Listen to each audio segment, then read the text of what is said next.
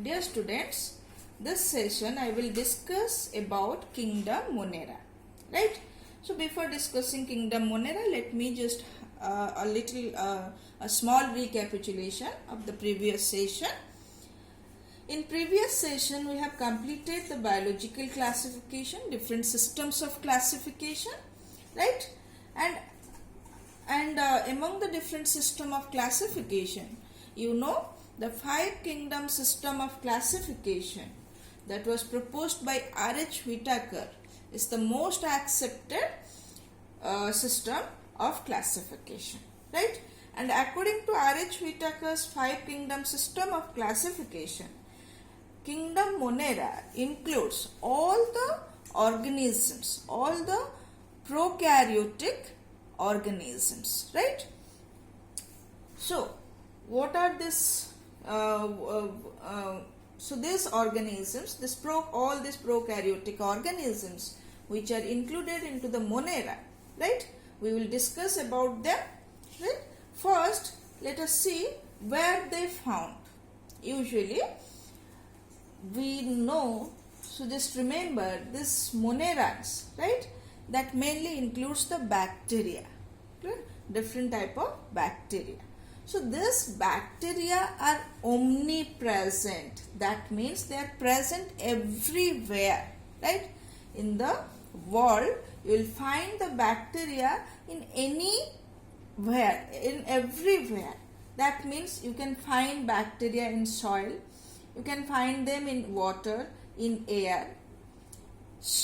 Also, you can find them in extreme habitats like hot springs where the temperature is about 100 degrees centigrade. In deserts where also extreme conditions exist. Snow, right? In the snow where the temperature is in minus, that means below 0 degrees centigrade. In the deep oceans where very few organisms are present, right? So, in this type of extreme habitat also you find different type of, or you find many number of bacteria or the Monerans, right? They also live in or on other organisms as parasites. That means they also grow inside or on the surface of other living organisms. Even if you find hundreds or thousands of bacteria present in your body surfaces, present on your hand surface or palm, in your palm, you will find, if you try to find, you can get hundreds of or thousands of bacteria on your palm, right? So they are found in everywhere. So we tell that they are the omnipresent. So this is the structure of a prokaryotic cell, or this is the bacteria, right? So what are the characteristics of this Monerans, right? So they are prokaryotic cells, already that we have discussed in the previous session. They are the prokaryotic cells. That means all prokaryotic cells are termed as Monera, are included among the Monerans. Cell envelope includes outermost glycocalyx, middle cell wall and inner cell membrane. That means what? The prokaryotic cell or the Monerans are usually consisting of the protoplasm that is surrounded by the cell envelope, right? So they contains cytoplasm, or the protoplasm gets covered or limited by cell envelope. And this cell envelope consists of 3 layers. Remember, the cell envelope that surrounds the protoplasm in Monerans consists of 3 layers, right? So the outermost layer, here you see this outermost layer is known as glycocalyx, right? The outermost layer is glycocalyx, which is a slime or capsule. So water slime or water capsule, that we will discuss in detail in another session. So the outermost layer is known as glycocalyx, which is of 2 types. Either that is a capsule, here it is a capsule. In some cases it is known as slime, right? The second or the middle layer of the envelope is the cell wall, right? And the the innermost layer is the plasma membrane, right? So plasma membrane, cell wall and capsule constitutes the cell envelope. Clear? Then next is the cell wall, right? So in case of monerans, the cell wall is made up of peptidoglycans and lipid, that you remember. Then the prokaryotes, they do not have true nucleus. That means they have incipient nucleus. That is the nucleus without nuclear membrane. Clear?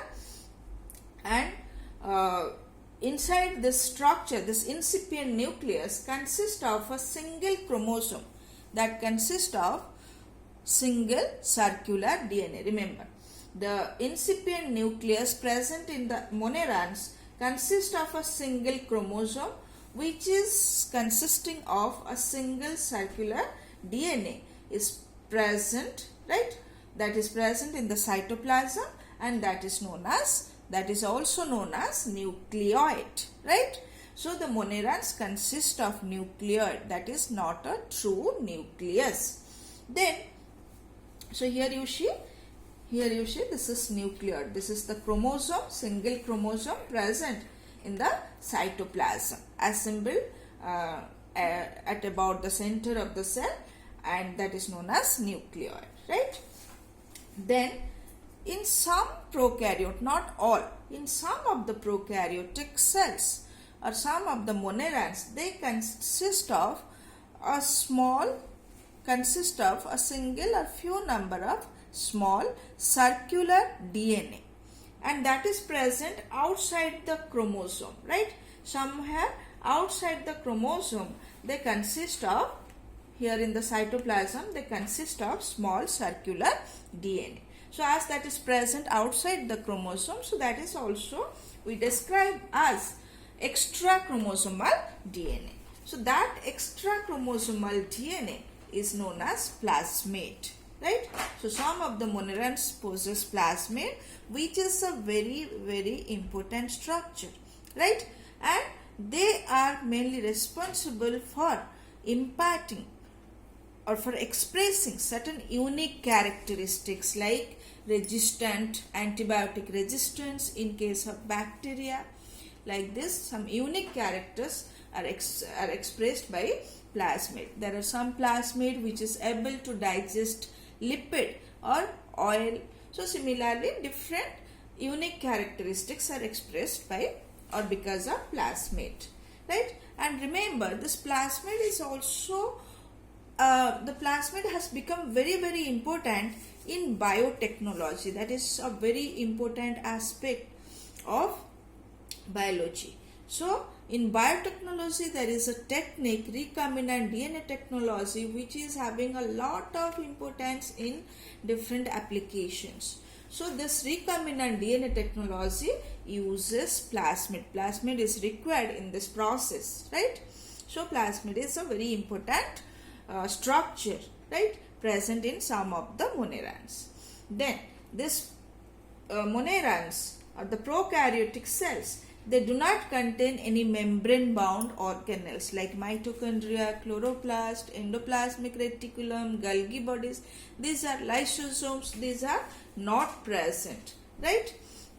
And vacuoles are also not present in case of prokaryote. But some aquatic bacteria, they contains gas vacuoles for the buoyancy, right? So they usually do not contain any membrane bound organelles, but they contain only one organelle, that is a membraneless organelle known as ribosomes, right? And this ribosomes is of special type in case of monerans, that is 70S type of ribosomes, which is different from the ribosomes present in eukaryotic cell. And this ribosome is responsible for protein synthesis. Clear? Then coming to their surface structures. On the surface, the monerans consist of different types of surface appendages like flagella, fimbriae or pili. So flagella, they contain like this. This cell consists of a single cell. So some cells contain single flagellum, some cells contain 2 number of flagellum, some contains many number of flagellum on their surface. Anyway, so this flagellum are important for the process of locomotion. They help for the motility of the bacteria. So the monerans which contain flagella are motile in nature, right?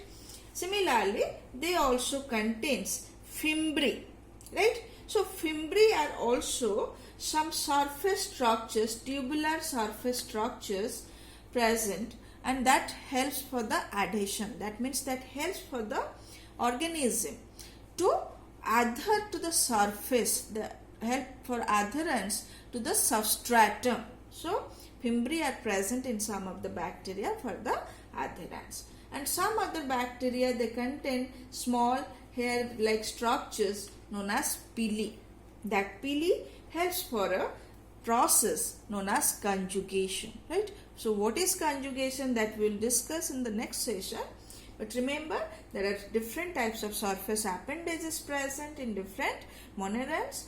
Flagella for motility, fimbriae for adherence, pili for the process of conjugations. So these are certain characteristics, general characteristics of the monerans we found, right? Then coming to the shapes of bacteria, right? So basing on the shapes, bacteria are grouped into 4 different types, or we can say 4 different types of shapes are found in case of bacteria. So according to the shape, they are coccus, bacillus, vibrio and spirillum. Coccus means they are spherical in shape, right? Bacillus means they are rod shaped, that means elongated. And vibrio, that is a small comma shaped structure. Spirillum are the spiral shaped structure. So here you can understand very clearly. So spherical cells are known as coccus. So some of the bacteria, they are having this type of spherical shapes. Some bacteria, they are having this type of rod shaped or elongated shape known as bacillus. Some are having this type of shape known as spirillum, and some are having this comma shaped structure known as vibrio. Besides, some other shapes are also found, that is coccobacillus. That means they are neither coccus nor bacillus. They are slightly elongated but spherical structure. So they are known as coccobacillus. Similarly, spirochetes, that is spirillum are spiral shaped short structure, whereas this is comparatively long size structure. So these are the spirochetes. Then here you will be having some more structures or more shapes. So there are, remember, there are 4 different shapes basically we could say, that is coccus, bacillus, vibrio and spirillum. Besides, because of their arrangement, they are also grouped into different types, or they are named differently. So what the arrangement? There are some of the bacteria, they are spherical in shape, but they always remain in pairs like this. So this type of shape are known as, this type of bacteria are known as diplococcus, right? Similarly, some are always remain in a long chain like this, number of coccus in a chain. They are known as streptococcus. Some are always remain in a 4 numbers. Together 4 cells are always remain. They are the tetrad.